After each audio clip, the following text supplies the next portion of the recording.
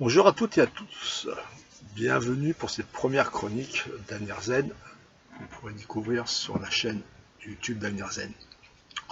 Donc cette première chronique a l'air d'être bien attendue par nombre de personnes car nous allons aborder le sujet: est-ce que tout le monde peut être chaman et est-ce que tout le monde peut devenir chaman?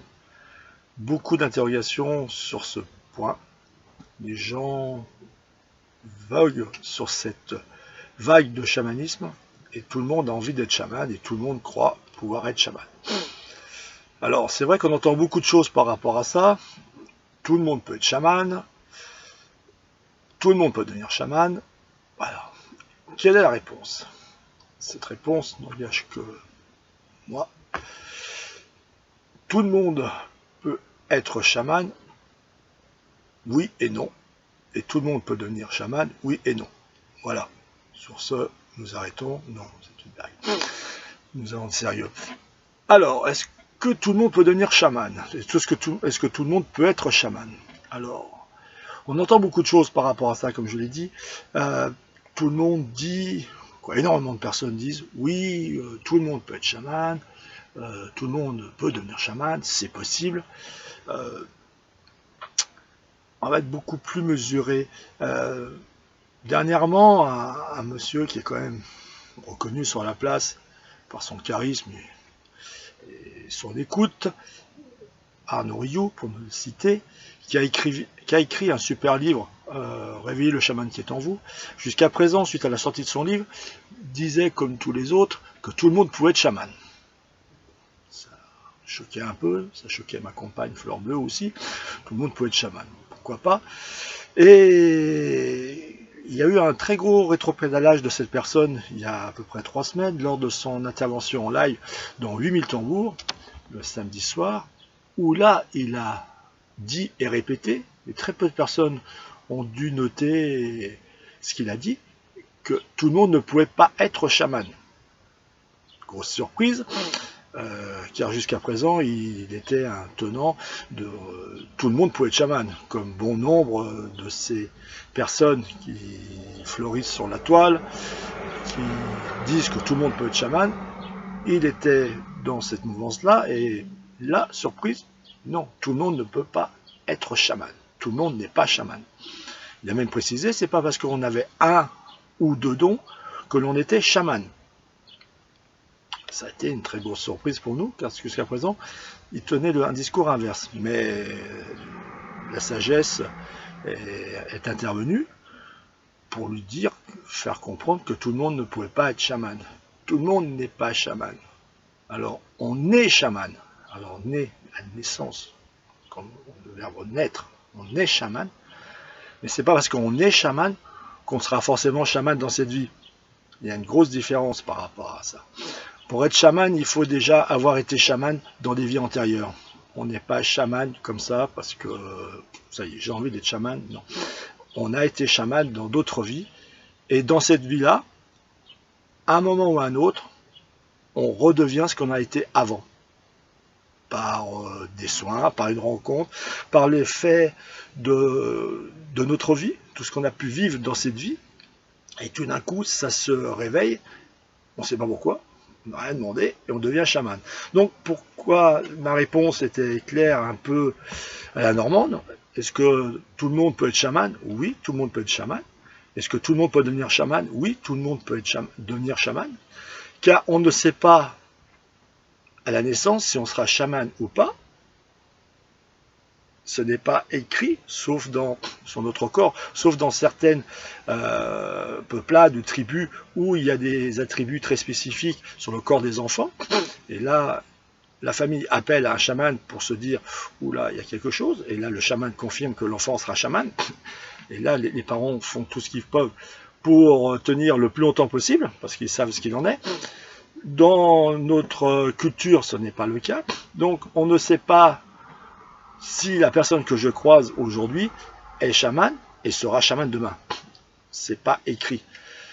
Elle est peut-être chamane en elle a déjà peut-être été chamane, et du fait de sa vie et des rencontres qu'elle fera dans cette vie, elle pourra peut-être devenir chamane. Ça dépend si le grand esprit a décidé que vous serez chaman ou pas dans cette vie-là. Vous pouvez l'entendre ou ne pas l'entendre aussi. Si vous ne l'entendez pas, bah, vous reviendrez pour faire ça et votre vie sera très compliquée. Mais cela ne veut pas dire que la vie d'un chaman est rose. On n'arrive pas à comprendre, franchement, avec Fleur Bleue, pourquoi les gens veulent être chaman. Alors, je ne sais pas si c'est New Age, si ça fait fun, oui, chaman et tout. Un vrai chaman a des obligations et des contraintes. Ce que n'arrive pas à comprendre beaucoup de personnes qui se disent dans la spiritualité, qui se disent eux-mêmes chamans et tout. Oui, on ne comprend pas ce que vous faites, pourquoi vous devez faire ci, faites comme vous voulez. On ne peut pas, on peut pas. On essaye, mais on est rattrapé. Quand Fleur Bleue ne fait pas des choses, le matin, elle ne peut pas ouvrir les yeux, ou elle parle la langue. Et tant qu'elle n'a pas accepté les choses, ça ne passe pas. Pour ma part, je l'ai fait une fois, expérimenté une fois. J'étais en formation de géobiologie, et j'ai rigolé sur quelque chose. 2 jours après, j'avais quelque chose à faire en géologie, plus aucune sensation, plus rien. Oula, j'ai dit, oula, j'ai compris, je l'ai plus refait. Voilà. Donc on a quand même beaucoup de contraintes. La preuve, aujourd'hui, nous vivons dans un camping-car. Quand on parle ça aux gens, les gens disent « Wow, c'est génial, vous vivez dans un camping-car ». Oui, mais c'est quand même pas véritablement notre choix. C'est pas véritablement notre choix. Nous vivons dedans, parce qu'on nous a demandé de faire des choses, et nous sommes dedans. Mais délibérément, il y a 2 ans, on nous aurait dit « Vous voulez vivre en camping-car » Je pense qu'on aurait dit non. Voilà. Mais par obligation, on vit dedans. Vous pouvez me dire, bah, vous auriez pu dire non. Oui, on aurait pu dire non.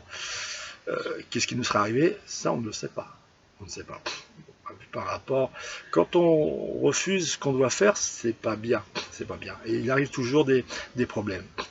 Donc pour venir, est-ce que tout le monde peut être chaman? Dans l'absolu, tout le monde peut être chaman. Oui. Est-ce qu'on peut devenir chaman? Dans l'absolu, tout le monde peut devenir chaman parce qu'on ne sait pas qui est chaman à la base. Alors, une chose est certaine, c'est que ça ne sert à rien d'aller faire des formations pour devenir chaman.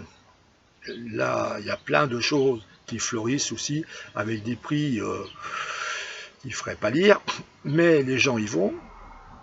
C'est bien, puisque on critique ceux qui organisent tout cela, mais en fin de compte, ils ont raison, puisqu'ils donnent à ces personnes ce qu'ils ont envie d'entendre.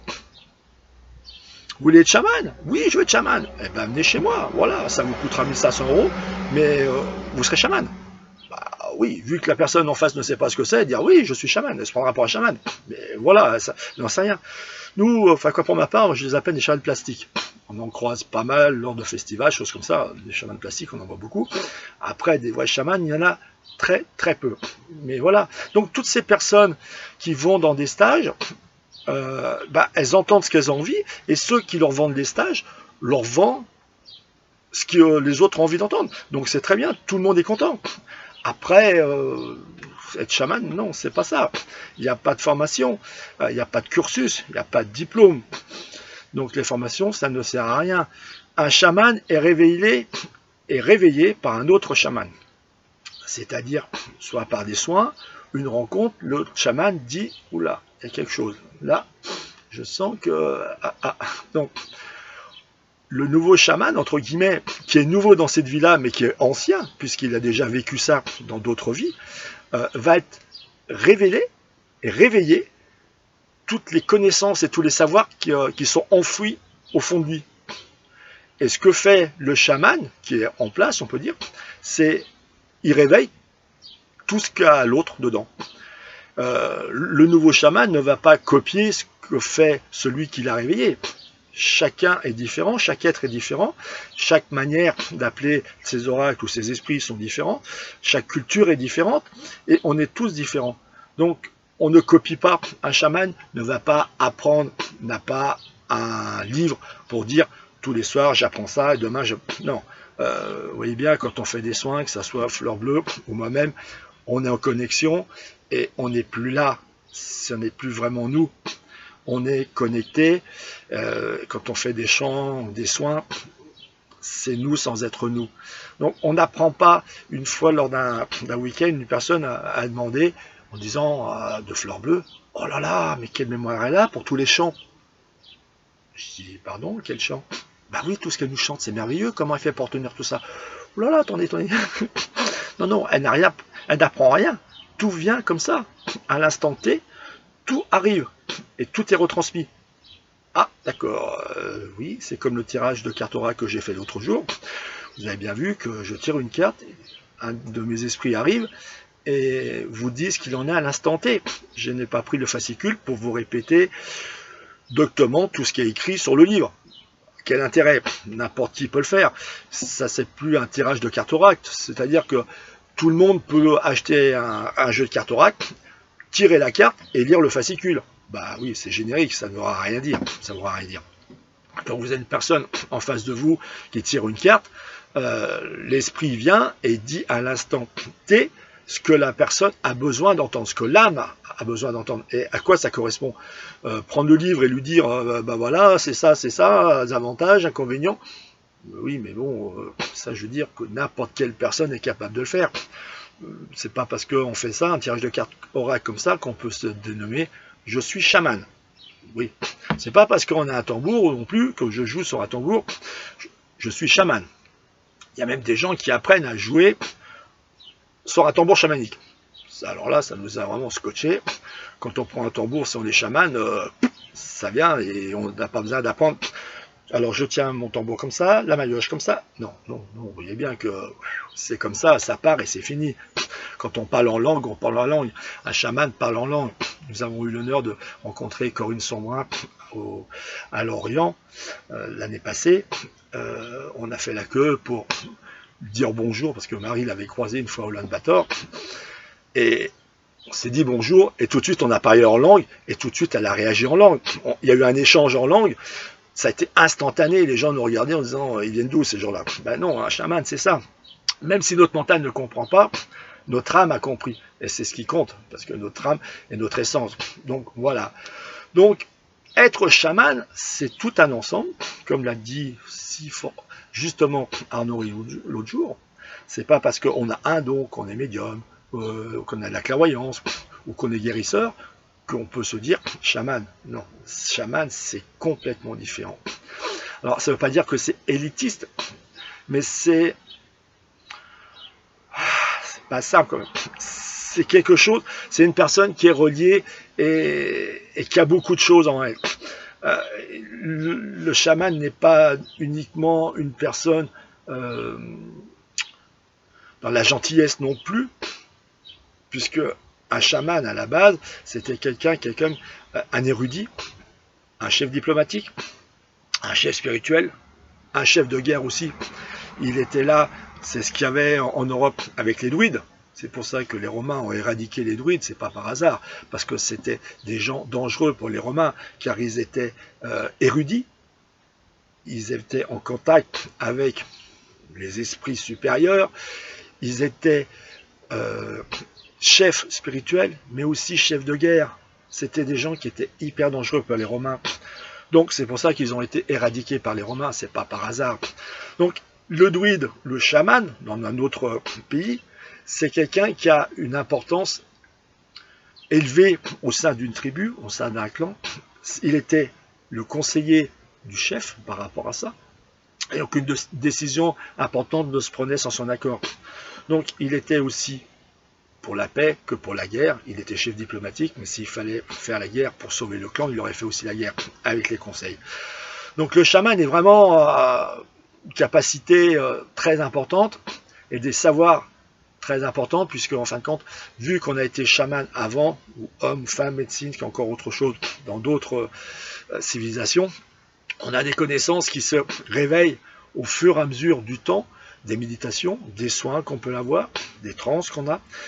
Ça peut être fait aussi par un autre chaman, parce que tout d'un coup, un autre chaman fait quelque chose et ça nous réveille de nouveau quelque chose. Nous avons eu le cas avec un chaman Hmong, donc qui est une ethnie chinoise, et lui qui était aussi dans un sérail traditionnaliste, c'est-à-dire qu'un chaman Hmong ne peut être que Hmong, donc asiatique, jusqu'au jour où il a rencontré un blanc, comme moi, qui faisait exactement la même chose que lui. C'est-à-dire qu'un chaman Hmong, quand il rentre en transe, il saute comme un kangourou. C'est très impressionnant, on l'a eu de visu, c'est vraiment très très impressionnant. Et il a vu ce blanc faire comme lui.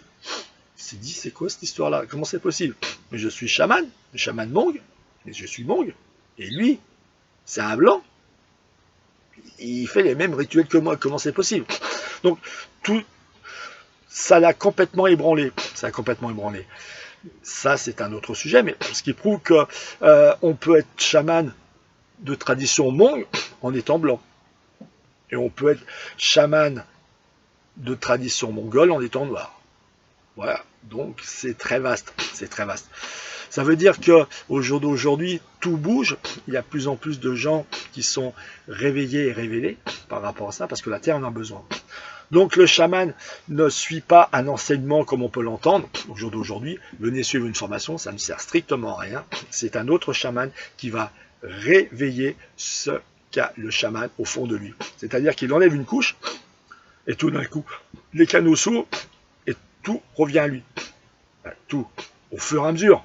Mais tout d'un coup, il a des capacités qui reviennent, qu'il ne comprend pas, parce que c'est comme c'est perturbant. Comment je suis capable de faire ça? Pourquoi j'ai fait ça? Ouh là là, oui, parce que c'est déjà au fond de nous. Ça ne s'apprend pas, ça ne s'invente pas. Donc, soit on est chaman, soit on ne l'est pas. Mais on ne peut pas vraiment devenir chaman en disant je suis une formation, je vais acheter des livres pour devenir chaman. Non, ça c'est pas possible. Ça c'est perdre votre argent. Mais la personne qui veut faire ça a tout à fait le droit de le faire parce que elle ressent un besoin. Et celui qui vend cette formation en ressent un besoin. Il apporte quelque chose à l'autre personne. Il y a toujours une offre, une demande. Du moment que les deux sont satisfaits au bout, on ne peut pas dire qu'il y ait quelqu'un qui soit fait escroquer, c'est tout. Après, ce qui est compliqué, c'est que la personne au bout se dit chaman et fasse des soins en disant je fais des soins chamaniques et tout. Là, ça devient compliqué parce que c'est dangereux même. Nous avons eu le cas il y a 2 ans d'une personne dans un festival lors d'un soin que Fleur Bleue faisait. La personne, ça faisait 6 mois qu'elle avait fait un soin chamanique, 6 mois qu'elle était parvenue complètement. Et là, ça devient quand même dangereux. Donc c'est pour ça qu'il faut faire très attention avec qui vous faites des choses. Car ça, ce n'est pas anodin. Quand on fait un soin chamanique, c'est entre guillemets un soin énergétique, puisqu'on appelle l'énergie, avec une certaine puissance, et c'est quand même dangereux. Parce qu'il y a des gens qui font n'importe quoi, qui ne maîtrisent pas, qui laissent partir la personne et qui sont incapables de la faire venir. Vous voyez bien, à chaque fois qu'on fait des soins, on vous demande si vous êtes revenu. Si tout va bien, après on ressent, on est capable de ressentir si une personne n'est pas revenue, on va faire le soin, si elle ne nous répond pas, on va faire un soin pour la faire revenir sur Terre, qu'elle se déconnecte et qu'elle revienne sur la vie terrestre. Celui qui n'est pas chaman, il a appris quelque chose, il fait son rituel, il tape sur son tambour, vas-y, à distance, ou même in situ, c'est fini, au revoir. Mais si la personne n'est pas revenue, il fait quoi? Il appelle le 15, hein. Il n'y a pas d'autre solution. Hein. Pas d'autre solution. Parce que là, c'est pas une question d'hypnose. Une hypnose, au bout d'un certain temps, on revient. Le cerveau se déconnecte et se reconnecte. Au bout de 30 minutes, je crois, il se reconnecte. C'est fini. Quand on fait un voyage chamanique, une tranche chamanique, ce n'est pas la même chose. Puisqu'on intervient sur des zones du cerveau qui sont rarement allumées. Et quand on part comme ça, on part réellement. Et si on n'est pas capable de ramener la personne, c'est hyper dangereux. Je vous dis, on a vu le cas il y a 2 ans, la personne, ça faisait 6 mois qu'elle n'était pas complètement là. Vous vous rendez compte? 6 mois, un pied dedans, un pied dehors. C'est pas génial. Donc, tout ça implique, quand on est chaman, une responsabilité, des soins qui sont quand même encadrés. On sait ce qu'on fait, on ne fait pas ça à la légère. On ne fait pas ça pour l'argent. Donc, on se demande la question pourquoi les gens veulent être chaman, parce que on a ce qu'il faut pour vivre. Mais voilà, ça va pas plus loin. Le grand esprit pourvoit nos besoins, mais c'est tout. Alors ceux qui vont courir, on peut se demander qu'est-ce qu'ils ont, parce qu'il y a des gens qui se disent chamans, ça, ils ont peut-être été avant, mais ils se sont brûlés les ailes et ils n'ont plus de pouvoir. Un chaman fait des soins. C'est la base du chamanisme, c'est la base d'un chaman. C'est de faire des soins, c'est de soulager les gens, c'est d'aider les autres. Donc quand vous rencontrez quelqu'un qui vous dit « Je suis chaman, mais je ne fais pas de soins parce que je n'ai pas de temps, je fais ci. » Ouh là là, attends. Qu'est-ce que tu me racontes là? Tu es chaman ou tu n'es pas chaman? Si tu es chaman, tu dois pouvoir me soulager. Soit le physique, soit le mental. Si tu ne fais pas de soins, tu n'es pas chaman. Tu n'as plus de dons. Tout a été fermé parce que tu as fait des choses qui n'étaient pas bien pour le grand esprit. Donc il t'a retiré ses pouvoirs. Parce qu'en fin de compte, ce ne sont pas nos pouvoirs, ce sont nos connaissances, mais ces pouvoirs viennent de l'univers, de notre esprit. Nous sommes uniquement qu'un canal. On transmet ce qui veut bien nous transmettre, ni plus ni moins. Voilà. Si on soulage une personne, c'est pas vraiment nous qui la soulageons, nous faisons que canaliser les choses. Voilà, c'est comme un fil électrique qui va de la prise, jusqu'à la lampe, à l'ampoule. L'ampoule s'allume. Ben oui, mais s'il n'y a pas eu ce qu'il y avait avant, ça ne servait à rien. Hein. Donc nous sommes un peu comme ça, nous sommes des conducteurs. Nous sommes des conducteurs. Il faut qu'on soit humble, qu'on respecte les choses pour pouvoir les conserver, être pérennes. Et si on ne le fait pas, ben un jour ça disparaît. Oh, c'est pas plus compliqué que ça. Ça disparaît plus vite que c'est arrivé. Vous savez, on dit toujours que pour monter c'est très long, pour descendre c'est très vite. Là c'est pareil, c'est très long pour arriver à monter, parce que c'est un travail de méditation, de soin. On monte, on monte, on monte. Et si on veut aller trop vite, et si on ne veut pas être en respect, ben un jour, tout disparaît. Voilà, c'est comme ça. Donc être chaman, c'est pas de tout repos. Et les gens qui veulent être chaman, franchement, on ne sait pas pourquoi. De toute façon, si tu dois être chaman, tu le sauras. Tu le sauras. Tu rencontreras la personne qui sera là au bon moment, c'est-à-dire un chaman qui viendra et qui dira « Oula, viens, il y a quelque chose ».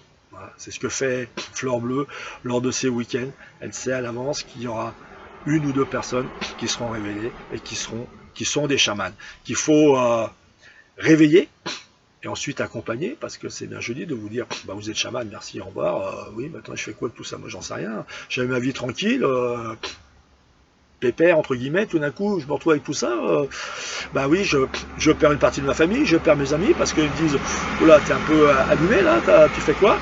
Donc c'est pas évident, on change complètement de vie.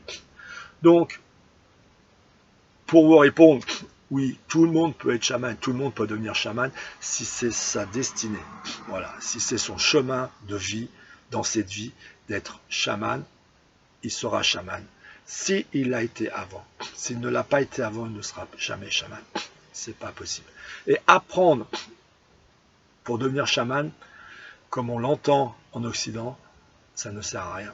À part perdre de l'argent pour vous, vous bercer de douces illusions et dire à la fin « Ah oui, j'ai suivi cette formation, je suis chaman. » Oui. Et jusqu'au jour où vous allez rencontrer un vrai chaman et là vous allez vous dire « Wow, mais qu'est-ce que je fais là? C'est quoi? C'est... non, attendez... » Voilà. C'est l'exemple que je prenais et qui m'a interpellé, c'est que Arnaud Rioux a repris le même exemple que moi. J'ai dit « Tiens, vous faites à manger tous les jours. » C'est pas parce que vous faites à manger tous les jours, même si c'est très bon, que vous êtes Paul Bocuse, Joël Robuchon, ou Trois Gros, ou Madame Pic. Même si c'est très bon, vous n'êtes pas un grand chef.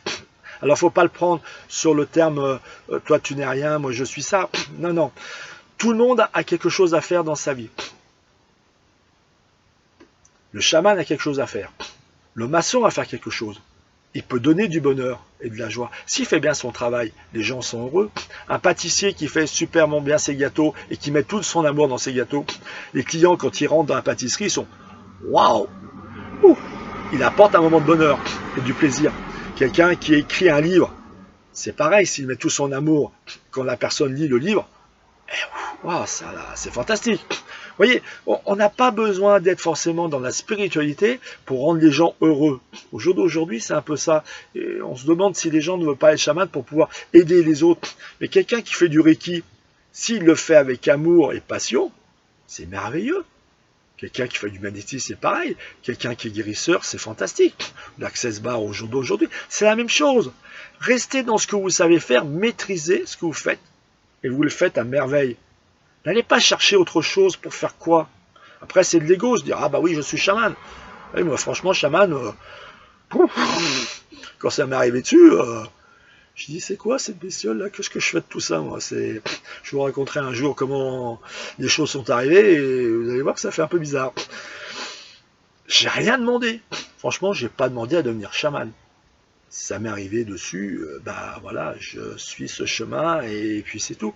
Sachant que c'est pas tous les jours évident. Mais voilà, on est fait pour ça, on doit le faire et c'est tout. Donc quelqu'un qui fait du Reiki doit rester dans son Reiki et se mettre à fond dedans. On vit Reiki, on mange Reiki, on dort Reiki. C'est ça, nous on est chamans, on est constamment dedans. Et Fleur Bleue fait encore plus de choses parce qu'elle est vraiment très connectée à la nature, beaucoup plus que moi.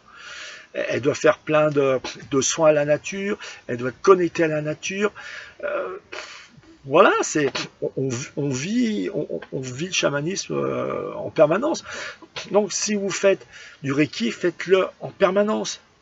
C'est ça, si vous êtes maçon, vous le faites à fond. Vous êtes, je sais pas, photographe, vous le faites à fond. Vous êtes pâtissier, vous le faites à fond, avec amour. C'est tout ce que vous demande le grand esprit. C'est de faire les choses avec amour et passion, sans vous perdre dans des conjonctions pour rien du tout. Faites ce que vous avez envie de faire. Est-ce que le grand esprit vous a demandé de faire? Moi, avant, j'étais pas du tout là-dedans. Hein. Bah, j'ai rien demandé, j'ai pas cherché. Bah, je fais ça. Moi, je voulais être guérisseur à la limite parce que c'est vrai, l'ego, guérisseur.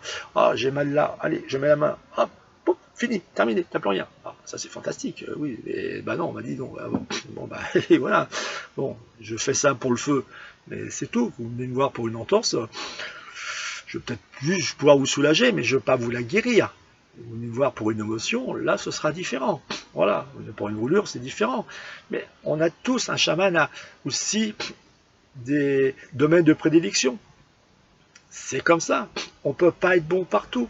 On a des connaissances, on a des capacités, mais certaines, bah non, je ne ferai pas. Si c'est un soin plutôt physique, ce sera beaucoup plus Fleur Bleue qui le fera. Émotionnel, elle peut le faire. Moi, je suis aussi par rapport à ça. Donc, on essaye de rester dans notre domaine de compétences. Aujourd'hui, c'est ça. Demain, ce sera peut-être autre chose. C'est tout ce qui va dépendre d'en haut, qui dire, hop, tiens, aujourd'hui, tu es là, et demain, tiens, on a besoin de toi dans ce sens. Tu vas faire ça. Bon, bah, ok, d'accord, on fait ça. Faut pas les contre. Donc, si on doit être chaman, on rencontrera la personne qui vous réveillera. C'est tout. Arrêtez de vous poser des questions et de vouloir faire des formations pour rien, parce que ça ne servira à rien. Vous ne serez pas un véritable chaman. Après, ce sera que de l'ego qui fera que ça. Il y a aussi un gros problème d'ancrage. Il y a beaucoup de gens qui ne sont pas ancrés et qui partent dans certains délires, et entre autres, qui se prennent, se disent, ouais, être chaman et tout. Mais ça, ce sera l'objet d'une autre chronique sur l'ancrage, parce que l'ancrage est quand même hyper important au jour d'aujourd'hui, comme il a été avant, mais au jour d'aujourd'hui encore plus avec cette crise. Donc l'ancrage est hyper important. Donc restez dans ce que vous savez faire, faites-le à fond, et vous le faites très bien. Voilà, c'est tout. J'espère que je ne vous aurai pas trop déçu, mais attention, ce n'est aussi que ma vérité et la vérité de mes esprits. C'est aussi la vérité de Fleur Bleue et de ses oracles, parce que je peux dire que souvent quand on entend des choses, ces oracles et mes esprits bouillonnent un peu et commencent à partir un peu, parce que ça les énerve aussi de ce qu'ils entendent. Mais nous n'avons pas la sainte parole. À chaque fois, ce n'est que notre vérité. Voilà. Ce qui peut être intéressant, c'est que je peux vous proposer, c'est qu'on puisse en débattre par rapport avec Facebook, à un moment, en interaction, avec des questions, si ça vous intéresse réellement. Vu que cette vidéo sera sur YouTube, sur LinkedIn et sur Facebook, vous m'envoyez des messages pour me dire, bah oui, ça nous intéresse, on peut échanger avec ça, et ce sera avec grand plaisir que j'échangerai avec vous. Et là, je pense que Fleur Bleue sera aussi avec nous pour pouvoir échanger. Donc, on aura deux aspects, un yin et un yang, en plus, c'est pas mal. Deux approches différentes aussi, oracle d'un côté, Fleur Bleue, esprit plus pour moi. Ça peut permettre de comprendre des choses et de répondre à des questions très précises. Voilà. Sur ce, je vous souhaite une excellente journée. J'espère avoir été assez clair. Et si ça vous intéresse vraiment qu'on fasse un échange débat par rapport à Facebook, ce sera avec grand plaisir. Voilà. Sur ce, très bonne journée. Au revoir. Taraka.